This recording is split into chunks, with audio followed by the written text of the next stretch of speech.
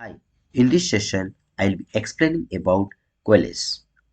This got introduced in 7.5 releases. And let's understand the concept where we can use this option.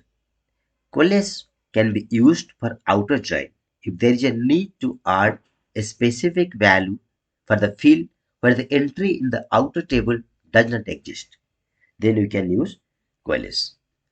For example, if you can see in the select query, we are selecting car name and we are using coalesce for con id and the value we are giving 4 nines. What does that mean?